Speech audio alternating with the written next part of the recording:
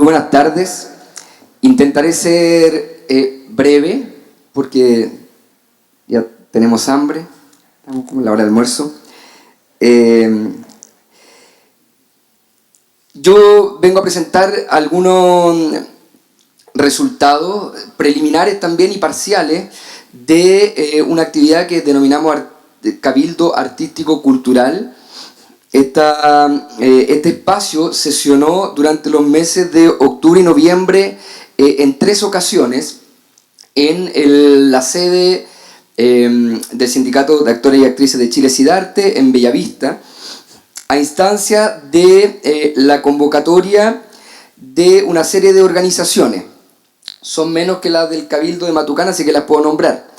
El Sindicato de Actores y Actrices SIDARTE, la Unión Nacional de Artistas, la Red Nacional Danza Sur, la Asociación Nacional de Trabajadores y Trabajadoras del Ministerio de las Culturas, las Artes y el Patrimonio, AFUCAP, Arte Asociado Contemporáneo, ACA. Ahí, y lo digo por transparencia, ahí aparentemente no estaba como consensuado absolutamente dentro de esta organización, entonces es como una convocatoria parcial. ¿Sí? Asociación de Cantantes Líricos de Chile, ACLICH, la Asociación Nacional de Diseñadores Escénicos, ACTRES, la Asociación Nacional de Trabajadores del Patrimonio, ANATRAP, y la Coalición Chilena para la Diversidad Cultural, el Sindicato del Cine, de Trabajadores del Cine Síntesis y el Circo del Mundo. Como les contaba, el Cabildo sesionó 3 veces durante los meses de octubre y noviembre. Asistieron trabajadores y trabajadoras de la cultura en un amplio espectro, artistas autodefinidos como populares o comunitarios, artistas visuales, actores, actrices, bailarines, bailarinas, gestores y gestoras, músicos, músicas, cirqueros, cirqueras, etc. La metodología fue bastante simple y flexible. El primer cabildo, que tiene que haber alrededor de entre 300 y 400 personas, para nuestro espacio era también mucha gente. Nosotros como grupos convocantes propusimos una serie de temas como posibles de trabajar, y se dio una instancia interesante, conflictiva para lo que estábamos moderando el espacio, pero interesante, que la asamblea cuestionó los temas. ¿Ya? Nosotros nos parecían que eran muy amplios y que cabían todos los espacios, pero lo cierto es que la asamblea dijo no queremos estos temas y queremos que tenga una conversa más libre. Entonces nos organizamos por número de carnet de identidad y establecimos 10 mesas de trabajo de manera absolutamente aleatoria. Luego esas mesas de trabajo presentaron en un plenario final sus avances y conclusiones, y nosotros les solicitamos que mandaran un acta a posterior de cada una de las mesas, y con esas actas es que para la segunda sesión pudimos establecer una serie de universos temáticos. Entonces volvieron a sesionar las mismas mesas que querían profundizar estas conversaciones ya iniciadas, pero además dimos la flexibilidad para quienes no se sintieran cómodos en los temas que habían predominado en su mesa, se pasearan por otras mesas viendo dónde había un espacio para poder aportar. Entonces, por eso les digo que fue una metodología semifallida, flexible, adaptable, adaptada. Voy a leer algunas cuestiones porque quiero ser como lo más fiel posible. Nosotros también estamos en un proceso de sistematización de esta información. Estamos trabajando también con una socióloga y un equipo de gente que va a redactar un documento final que pretende ser un insumo que sirva para alimentar la discusión en otros espacios, para el proceso constituyente, etc. Sin embargo, y dicho esto, nosotros como, un poco en la línea de lo que planteaba la compañera, nosotros en el plenario decidimos, y vamos a sacar una declaración pública ahora, como 3 elementos que nos parecía fundamental como manifestar de manera como clara hoy, ¿no? Por un lado, la condena irrestricta a las violaciones de los derechos humanos, exigir justicia y responsabilidades tanto de civiles como de uniformados, policías, militares, en el entendido de que sin justicia no hay paz social. Luego, la asamblea y el cabildo se declara en un estado de movilización permanente, siempre en la perspectiva de una asamblea constituyente, democrática, pluralista y ciudadana. Y por último, manifestamos una voluntad de trabajo, de articulación del sector, particularmente con otros cabildos, otros espacios y asambleas que han puesto como su centro la reflexión en torno al rol de las artes y la cultura. Entonces, algunas ideas, reflexiones que podemos extraer de estos plenarios básicamente antes de procesar todas las actas finales. Yo lo traté de estructurar como en un universo temático un poco tendencioso, no tendencioso, antojadizo, pero me dan un poco de orden para poder plantearlo. Un universo de cosas respecto a la movilización propiamente tal. Se dice, se manifiesta de manera muy transversal que el arte debe estar en la calle, apoyar la movilización social, no apoyar al pueblo como entes ajenos, sino que por el contrario, somos pueblo movilizado y con nuestras herramientas nos manifestamos. Promover y generar intervenciones artístico-callejeras. Hay un grupo dentro del propio Cabildo que está organizando algunas actividades de este tipo. Luego, que el arte y sus manifestaciones deben ser un espacio de canalización de las emociones, un espacio de contención. Se hace una especial mención al rol que puede cumplir el arte trabajando con niños y tercera edad. En este sentido se hace un énfasis en el rol pedagógico y formativo que puede cumplir el arte precisamente en un periodo de politización social.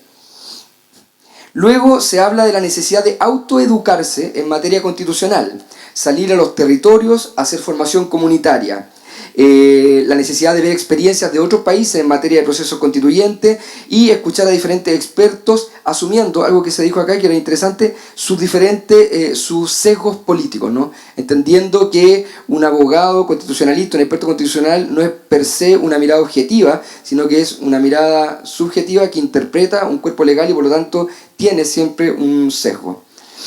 Ocupar los soportes audiovisuales y las redes sociales para informar sobre actividades y llamados a la movilización. Levantar un festival de artes escénicas con foco en derechos humanos. Esto ya están dando. Se armó ahí dentro del Cabildo un equipo de gente que está trabajando y ya está encaminado este festival de artes escénicas con foco en derechos humanos. Las expresiones artísticas, se expresa esto, ayudan a acercar a la movilización a la gente que la mira con desconfianza y temor. ¿Ya? Sería como la expresión artística dentro del espacio de la movilización, un espacio de convocatoria. Promover actividades artísticas y culturales que instalen en las comunidades y territorios espacios de reflexión con otras herramientas y recursos, el cuerpo, las emociones, la creatividad. Es decir, permitir de que no solo haya una reflexión unívocamente intelectual, sino también aproximarse desde otras herramientas que también forman parte del mundo de las artes, de la creación, a el proceso constituyente.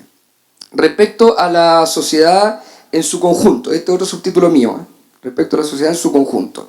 Rescato una frase de un grupo que puso en su acta final y que me parece interesante, y dice: entender el proceso de colonización, el extractivismo y mantener la atención en las demandas de los pueblos indígenas, considerando la idea de la pluralidad. Considerar que esos flaites o lumpen que aparecen en todos los medios o inclusive en nosotros mismos realmente son marginados producto de esta sociedad. Luego, un concepto que aparece permanentemente es que el arte y la cultura generan cohesión social, que el arte puede estar al servicio de la generación de educación cívica. Otro grupo hace una introducción a su acta con este siguiente diagnóstico, me parece interesante compartirlo también de manera literal. Dice: el modelo neoliberal ha generado modos de producción y consumo de arte y cultura que dan cuenta de un debilitamiento del tejido social vinculante, que en algunos barrios o sectores avanzó incluso hasta el desmantelamiento total. Y este mismo grupo se responde en sus respuestas, digamos, en sus conclusiones, y dice: en general consideramos fundamental replantear tanto el vínculo entre arte, cultura y comunidad como la relación entre artistas y comunidades, fomentando una perspectiva horizontal, colectiva, comunitaria, dinámica, pública, localista, autoconsciente y autocrítica para el desarrollo de esas relaciones. En particular, demandamos la legitimación de las prácticas artísticas y culturales no especializadas de las diversas comunidades ciudadanas a través de la asignación de recursos del Estado de forma directa y también a través de fondos concursables. Respecto a la Constitución, otro subtítulo. Se habla permanentemente de que ser paritaria, plurinacional, ciudadana. Se dice que se debe cuestionar y modificar el concepto de Estado subsidiario, cambiar más bien a la idea de un Estado solidario con derechos sociales garantizados. Respecto al proceso constituyente, se dice que debe ser un proceso, porque ya es así, que viene desde abajo y que tenga como eje la dignidad. Y por último, que las artes y la cultura pueden trabajar por la rearticulación del tejido social, que es finalmente el que tiene que dar vida a este proceso constituyente. Respecto al sector propiamente tal, entendido también el sector como un ámbito laboral, ¿sí? Como un sector circuito, para algunos industria y un sector laboral, se dice que hay que relevar los conceptos de arte y cultura como bienes comunes y que esto debiera estar dentro de la Constitución. El rol preponderante que deben tener la cultura y las artes en una nueva Constitución. La cultura se dice que debe estar al centro de este nuevo Chile, y porque este modelo político, económico y social precisamente las puso en un rol de subordinación y como un nicho más de mercado. Alguien nombró esto también, si no me equivoco, Jaime Baza o alguno de los expositores, ¿no? La necesidad de repensar la institucionalidad cultural. Aquí, a pesar de los avances sustantivos que tenemos en materia de institucionalidad cultural, de leyes, por cierto, hace poco promulgada la Ley de Arte Escénica, existe todavía en amplios sectores una sensación de poca legitimidad de la institución cultural. Y ahí se habla mucho de la necesidad de volver a repensar esta organización. Hay un problema urgente de laborabilidad hoy. La cancelación de temporadas, festivales, clases, tiene con un problema laboral importante al sector. Por cierto, no somos el único, pero se hace mención en ello. Y por ejemplo, porque además los teatros, la gente que está en la arte escénica, abren de noche y la mayoría está en la zona cero de la ciudad. Entonces están con muchos problemas de mantenimiento, incluso de sus costos básicos, ¿no? Se propone una mesa de trabajo del sector que permita abordar urgencias sectoriales. Se habla de descentralizar, decolonizar y deselitizar el arte. Esto como un norte, ¿no? El cómo está pendiente. Cómo el arte se hace parte del cambio cultural en los modos de relación al interior de los espacios de enseñanza y creación, en el entendido de que esto es no solo un proceso de cambio, de revolución político, económica, social, sino que es inminentemente cultural. Y que las relaciones jerárquicas, verticales, están hoy día en cuestionamiento, en los modelos de enseñanza, en las instituciones, incluso en los equipos creativos. Que el arte y el teatro pueden ayudar a generar comunidad. Se habla de poner en valor el rol histórico y simbólico del cuerpo, de los cuerpos físicos. Y por último, el rol del arte en la construcción y permanencia de la memoria del país. Eso es. Gracias.